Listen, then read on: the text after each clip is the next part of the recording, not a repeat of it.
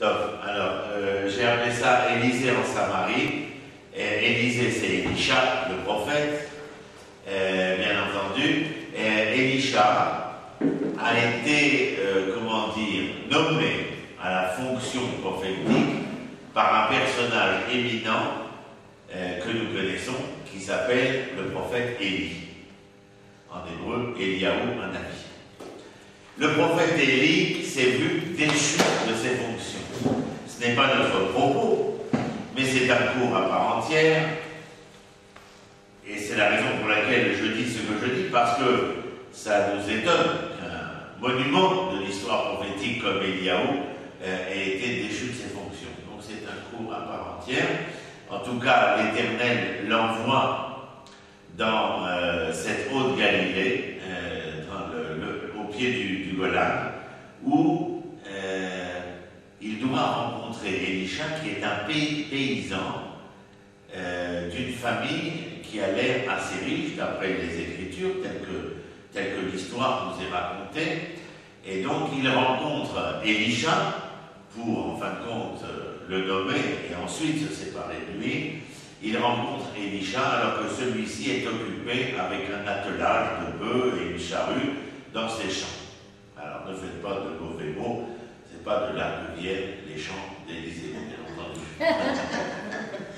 Mais, puisque les Champs-Élysées, tels que nous, la nominalité de Champs-Élysées vient de la mythologie grecque qui veut dire l'enfer ou le purgatoire, je ne sais, quelque chose comme ça, qui a trait à l'enfer, en quelque sorte.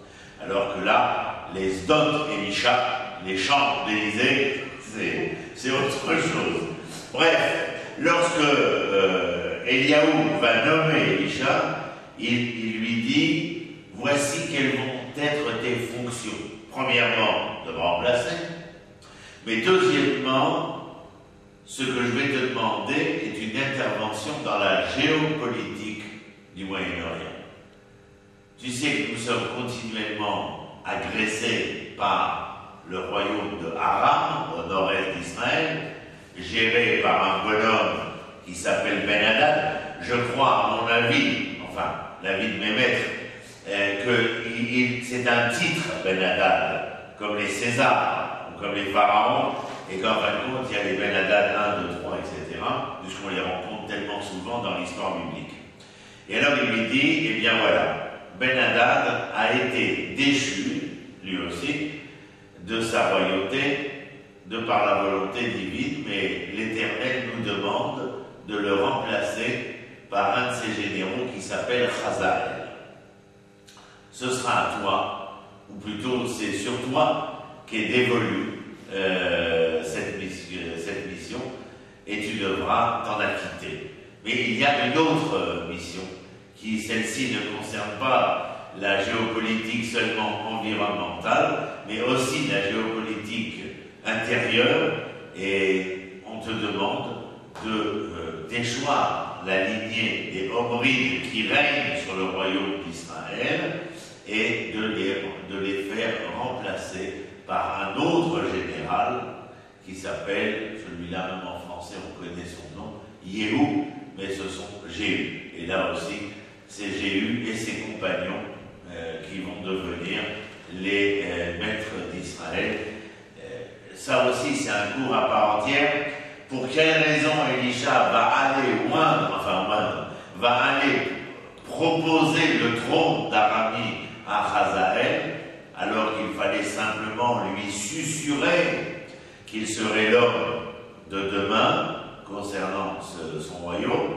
Et puis d'un autre côté, ce n'est pas lui qui va aller annoncer au dernier des rois de la lignée des Omrides que c'en est fini, l'Éternel a décidé autrement. Il envoie un de ses Névi'im, car je vous rappelle qu'Élisha est aussi le premier directeur de l'école prophétique. Et oui, ne vous en déplaise, il y avait une école de la prophétie. Et il choisit un de ses élèves, et nos sages nous disent que cet élève s'appelait Yona ben Amittai. Yona ben Amittai va devenir célèbre dans une autre histoire qui est celle du sauvetage de Ninive, et puis la baleine, etc., etc. Mais ce n'est pas notre sujet. Je veux simplement situer un peu le sujet. Le royaume de Judée est toujours présent, puisque le royaume d'Israël est là, c'est lui qui disparaîtra le premier. L'Aramie avec Ben-Hadad, et puis Yoram, c'est le roi qui, à cette époque, nous intéresse face à Élisha, qui habite la ville de Shomron. Je vous rappelle que cette ville a été construite par le père de la lignée des Omrides, Omri lui-même. Omri a remplacé la lignée de Yerovam ben Shaphat, qui n'était pas roi, mais conséquent du schisme, avait été choisi par les anciens des 10 tribus pour être le nouveau régnant sur cet Israël qui s'était coupé du royaume de Yehuda, de Judée, où il n'y avait que les tribus de Yehuda et Binyamin, Juda et Benjamin. Et donc cet Omri avait lui construit cette ville de Shomron, et nos sages nous disent que, bien entendu, au niveau croyance et foi, il n'était pas un des maîtres de la dévotion à l'éternel Dieu d'Israël. Mais il construit cette ville, et pour avoir construit cette ville, il a le droit, nous disent nos maîtres, au monde futur. Alors, comment un mécréant pareil aurait-il droit au monde futur? Il dit oui, mais il a construit une ville en Eretz Israël. Là, c'est important. Son petit-fils, Achav, dont il est question tout le temps dans la littérature confrontant Eliaou et le roi d'Israël, c'est Achav. Cet Achav aussi sera marié à une femme tout à fait épique, bien entendu, mais une chippie comme on n'en connaîtra pas d'autres, c'est Isabelle. Jézabel. Mais enfin, ça donnera Isabelle. Et donc, il est marié, mais cet homme-là, lui aussi, comme son père, eh bien, agira d'une manière évidente concernant l'honneur d'Israël et la sauvegarde du nom d'Israël. Et pour cette raison, dans un combat contre Ben-Hadad, alors qu'il est blessé à mort, il tient les rênes du char et ne tombe pas. Raison pour laquelle l'armée d'Israël continue à se battre et à pouvoir ainsi régler son compte à l'armée de Ben-Hadad. Et pour cette volonté de préserver l'honneur d'Israël, parce que la guerre était conséquente aussi du fait que Ben-Hadad avait demandé des femmes, des enfants, de l'or, de l'airain, mais aussi de ces rouleaux cachés dans le temple du roi, etc., les rouleaux de la loi, qui étaient apparemment sertis de certaines richesses. Et le roi Achav avait dit, jusque-là, oui, pour les rouleaux, non. Ça a été un casus belli, qui a donc engendré la fameuse guerre où Achav préserve l'honneur d'Israël. Voilà, on se croirait chez Cécile B2000, mais nous n'y sommes pas. Nous sommes dans le texte biblique. Cécile B2000.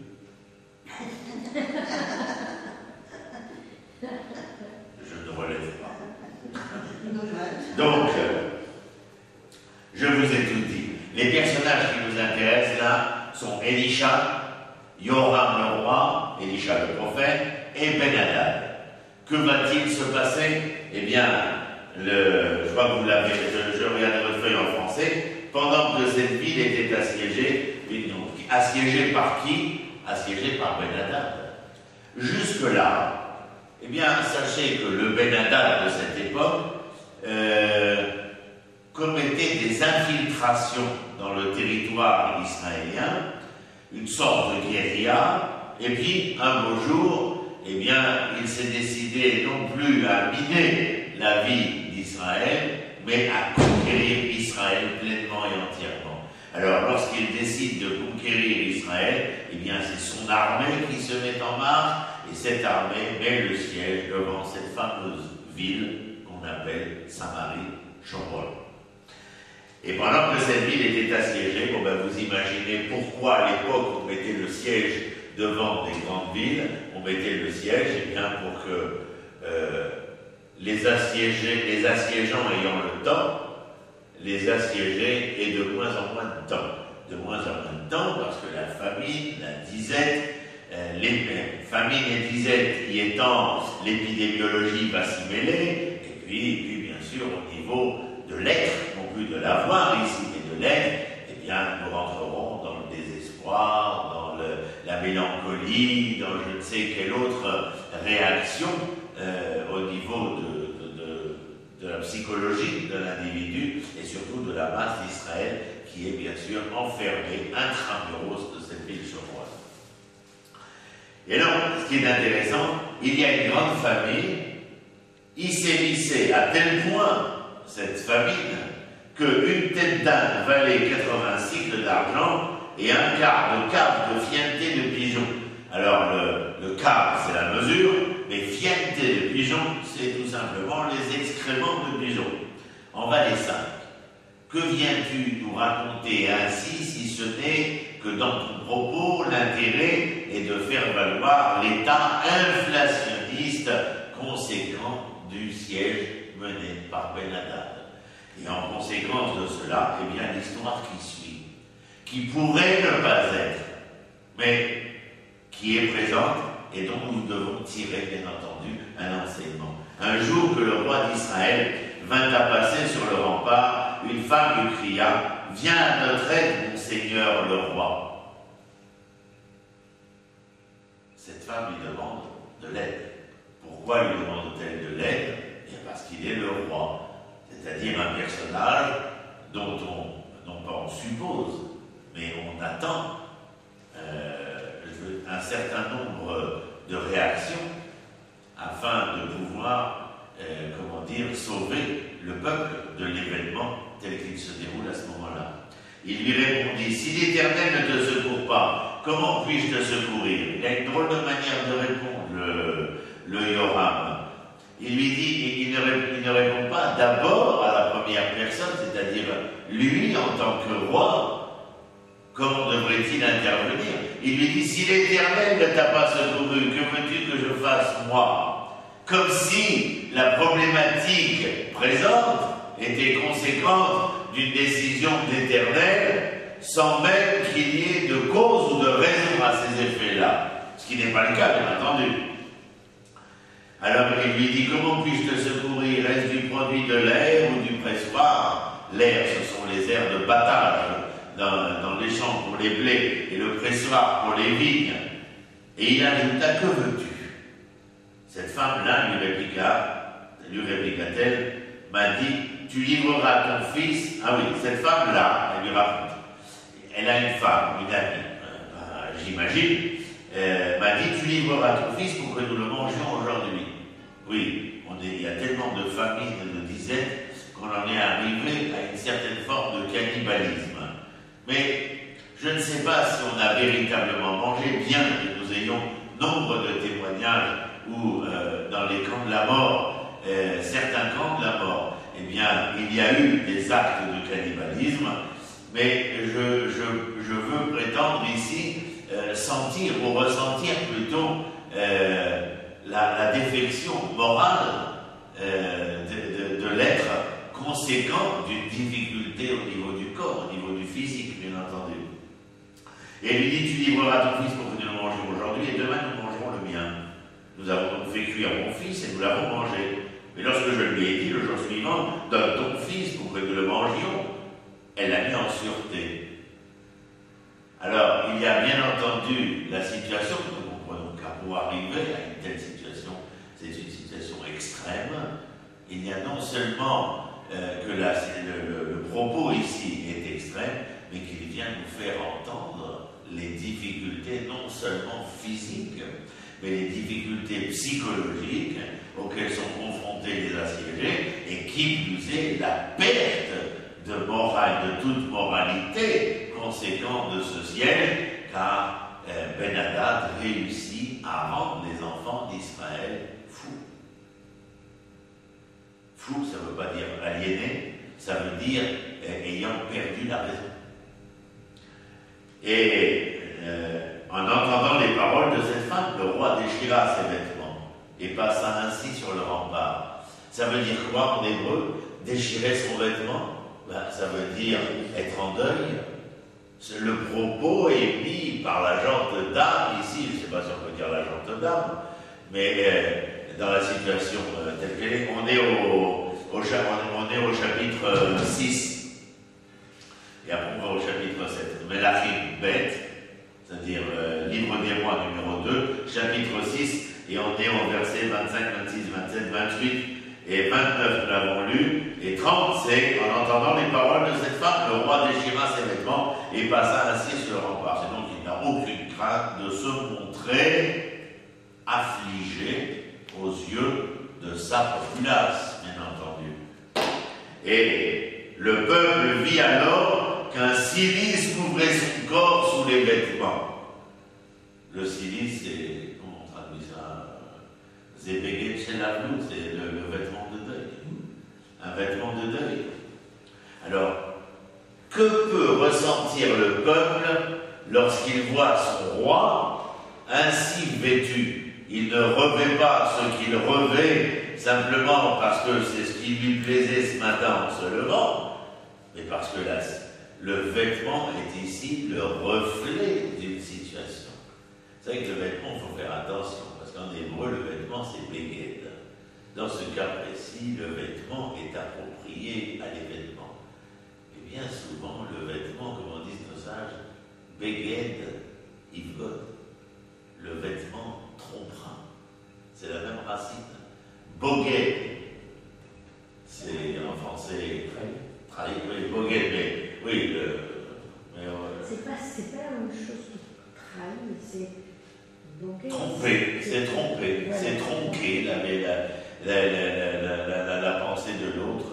Et il y a ici un rapport. Le vêtement de Yoram est un vêtement qui est approprié à l'événement. Il ne joue pas un rôle. Il est véritablement ainsi. Ce qui nous fait dire que, bien entendu, que la population a de quoi être désespérée. Elle n'a pas en face d'elle un roi qui s'engagerait d'une manière ou d'une autre. Si tu penses que la situation est une situation en phase terminale, alors rends-toi.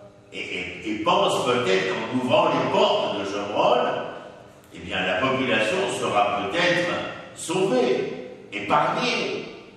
Mais dans la situation actuelle, on voit que tu n'agis pas, tu laisses les portes fermées. Et ce qui est en train de se passer, c'est que la population est en train de perdre la raison, quand de notre côté, physiquement, nous imaginons les conséquences de la famine et de la disette, en vase clos, bien entendu. Nous, a posteriori, nous savons ce que ça a donné dans le ghetto de Varsovie, sans même que les Allemands aient encore à lever le petit doigt entre septembre 40 et avril 43, février 42. Mais alors on imagine ce qui devait se passer à l'intérieur de Shomron. Alors, qui dit au verset 31, que Dieu sévisse contre moi, attendez plus, dit le roi, si la tête d'Élisée, fils de Shaphat, reste aujourd'hui sur ses épaules. Que Dieu me punisse personnellement si je laisse vivre le prophète. Et quel est le problème? Lorsqu'on est dans une situation difficile, telle que maintenant, alors, en tant que roi, en tant que sujet de l'histoire, nous attendions de ta part une action, et tout ce que tu trouves à faire, c'est quoi? C'est de trouver un bouc émissaire. C'est ça ta solution, Yoram? Le problème qui est le nôtre n'est le problème que parce que Élisha, cet homme de Dieu, soi-disant, s'est mis en travers de notre route. Alors je vous rappelle, je vous dis juste un mot qu'il faut savoir, c'est qu'auparavant, Élisha, Yoram avait reçu une missive de Ben-Hadad, lui demandant de recevoir son général Naaman, qui était très malade. Quelle maladie avait-il? Une maladie de peau, la lèpre, autre chose, une maladie de peau. Et la lettre est adressée à Yoram.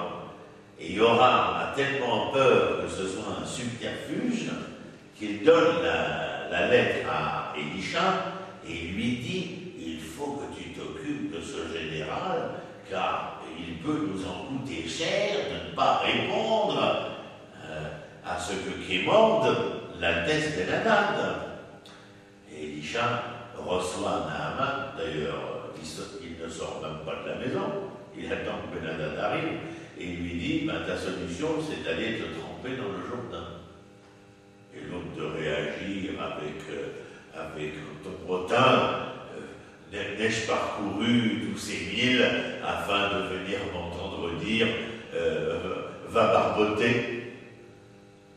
Alors ce sont ces soldats qui lui disent écoute, ta majesté, le général en chef, si le prophète a dit cela et nous sommes venus jusqu'ici, que ne t'en coûte-t-il de barboter un certain temps et de voir, tu n'as rien à perdre. S'il a raison, tu as tout gagné. S'il a tort, nous nous en occuperons. Alors Naaman fit un petit plongeon dans le Jourdain et il ressortit comme un baigneur, tout propre, tout rose comme ça. Alors bien sûr, on a loué Élisha. Et Yoram est resté avec cette amertume concernant les rapports qu'a liés Élisha avec Naaman, et a posteriori, parce que Naaman est rentré à Aram et a raconté ce qui s'est passé, alors on a glorifié Élisha. Donc, je dirais en bon français que Yoram en a gros sur la patate du prophète Élisha. Et alors, il dit ainsi que Dieu me punisse, sévisse contre moi, si la tête d'Élisha reste sur ses épaules. Qu'est-ce que vous entendez? D'abord au peuple, il déclare que Élisha est responsable. Il en fait donc un bouc émissaire. Et s'il rend responsable Élisha de la situation et qu'il en fait un bouc émissaire, c'est pour se permettre quoi? Eh bien, de zigouiller, d'en finir avec Élisha. Verset 32. Or, Élisha, entouré des anciens, était assis dans sa demeure. Bon, il n'a pas l'air plus paniqué que ça, le prophète. Il est assis dans sa demeure. Vous savez, quand on est assis chez soi, c'est que ça va pas trop mal. Et il était avec les anciens. Alors, les anciens sont venus consulter. Ils sont venus consulter le prophète, parce qu'il faut bien que si le pouvoir politique ne prend pas de décision, alors peut-être que le pouvoir spirituel ou cet homme porte-parole de l'Éternel pourrait nous apporter de bons augures, de bonnes augures. Bons augures, vous avez raison, mais j'ai eu une hésitation. De bons augures. Alors ils sont réunis, et le texte nous dit le roi avait envoyé un émissaire auprès de lui.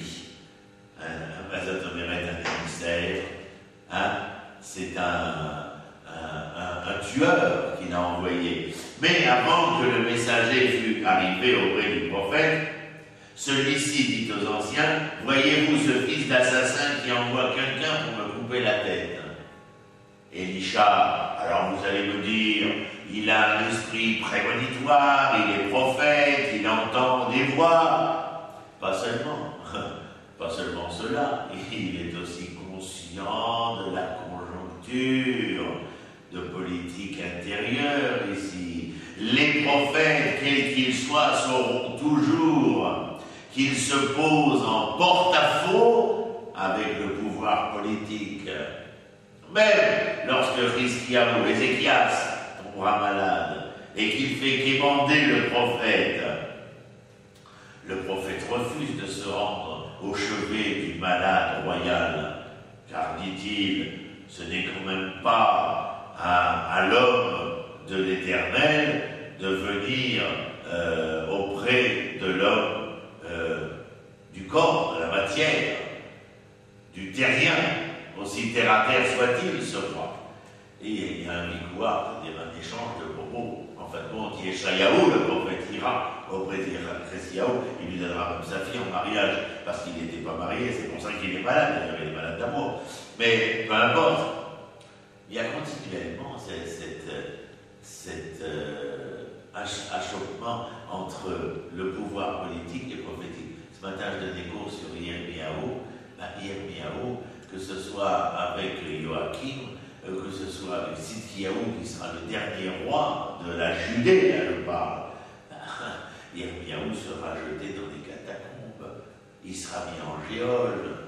On ne voudra surtout pas que Yirmiyahu puisse parler, puisse émettre un son, car nous savions d'une certaine manière que la parole de Yirmiyahu, comme la parole de Yeshayahu, ces grands prophètes qu'on appelle premiers prophètes, eh bien, n'étaient que les porte-paroles de l'Éternel. Alors on voulait d'une certaine manière, je vous l'accorde, conjurer le sort.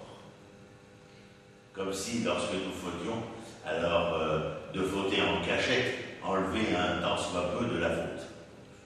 C'est simplement bassement humain, mais concrètement, ça n'enlève rien à la faute. Alors voilà, il lui dit, vous voyez, ce fils d'assassin. Alors tiens, pourquoi tu traites Joram de fils d'assassin? C'est que dans la famille des Omrides, préserver le pouvoir a nécessité maintes fois des actions illégitimes que eux considéraient comme légitimes, puisqu'il fallait garder le pouvoir. Et donc c'est dans les, comme on dit, dans les couloirs, mais il y a aussi les secrets. Ah, c'est sous les alcôves et dans les couloirs du palais que se jouait bien des fois le maintien de ce pouvoir. Alors il le traite de fils d'assassin, qui envoie quelqu'un pour me couper la tête. Lorsque vous verrez arriver le messager, dit-il Élisha aux anciens, vous fermerez la porte et vous le repousserez avec la porte. Vous ne laisserez pas entrer, bien entendu. N'entendons pas derrière lui le bruit de pas de son maître. Non seulement il l'envoie pour me tuer, pour m'assassiner, mais il vient sur ses pas pour vérifier si cela a été accompli. Toute sa grande majesté est capable de se rendre auprès du prophète pour une seule raison cette fois-ci, pour voir que le prophète gît ici de sa belle mort, plutôt que sa mauvaise mort. Alors, verset 33, il leur parlait encore quand le messager s'avança vers lui en disant « Ce fléau vient de Dieu, que puis-je encore espérer de l'Éternel ?» Alors là, il y a deux manières de lire la chose. Soit l'envoyé, l'émissaire, au moment où il se retrouve confronté à la demeure de Élisha, eh bien, il aurait compris quelque chose que son maître ne lui a pas expliqué. Mais à quoi bon tuer Élisha? Car si malheur il y a, ce n'est pas Élisha le responsable, mais l'Éternel. Ou bien, est-ce ici l'homme de l'Éternel? Ce fléau vient de Dieu, et donc son porte-parole est d'autant plus responsable. Que puis-je encore espérer de l'Éternel? C'est donc qu'il désespère de l'Éternel, et alors en désespérant de l'Éternel, en ne voyant aucun avenir ni aucun devenir, alors il serait permis d'en finir avec le Élisha.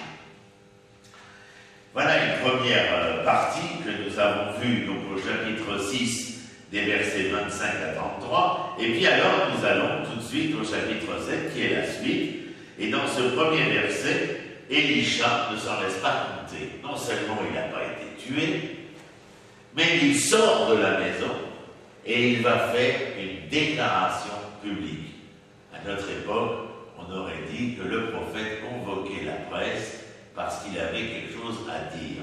En fin de compte, on aurait dit beaucoup mieux. On aurait dit l'opposition prophétique a quelque chose à dire face à un pouvoir qui est resté les bras ballants et qui, de par les bras ballants qui sont les siens, devient un pouvoir branlant. Et donc, en conséquence de quoi, l'opposition prophétique à la parole. Et écoutons ce qu'elle a à dire. Et voici ce qu'elle dit. Élisha dit alors, écoutez la parole de l'Éternel, voilà ce qu'il annonce. Alors on imagine, dans la bouche de Élisha, déjà, bien entendu, une annonce salvatrice, rédemptrice. Eh bien non, on reste très terre à terre. Écoutez, demain, à pareille heure, à la porte de Samarie, de Shomron, on aura une mesure de farine pour un cycle et 2 mesures d'orge pour un cycle. On reste tout à fait dans le monde immanent. C'est-à-dire que le problème de la population, il est clair. Il n'est pas, nous aspirons à ce que l'agneau et le loup paissent ensemble. Manger. Qu'est-ce qu'on mange? Parce qu'on a un peu faim là, on est en train de dépérir. Et à l'allure où ça là-bas, nous n'avons plus que les os sur la peau. Le prophète n'est pas détaché de ses responsabilités qui sont, en tant que porte-parole de l'Éternel, une responsabilité vis-à-vis du peuple d'Israël. Comment voulez-vous, pourrait-il dire, qu'ils accomplissent ce pourquoi ils ont été créés, c'est-à-dire louer le nom de l'Éternel, ainsi que le prophète Yeshayahu l'a dit, Amzo Yatsartili, Teilati et Sabo. Je l'ai créé pour moi, ce peuple, afin qu'il loue mon nom, qu'il le fasse reconnaître. Comment faire reconnaître le nom de l'Éternel, si ce n'est d'abord qu'Israël est bien vivant? Et parce que bien vivant, alors il faudra qu'il devienne bien présent.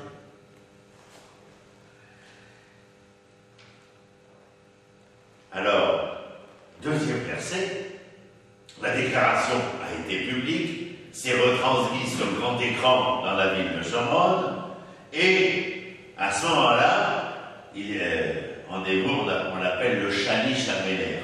Shalish HaMelech, ici on l'a traduit par l'officier sur lequel le roi avait l'habitude de s'appuyer. En clair, mes amis, le chef de cabinet. Et alors le chef de cabinet a entendu. Et il ne peut pas rester quoi? Il faut qu'il réagisse à la déclaration de l'opposition prophétique. Que dit-il? Même si Dieu ouvrait des cataractes au ciel, pareille chose serait-elle possible? Cataracte. Moi, j'appellerais ça plutôt des silos.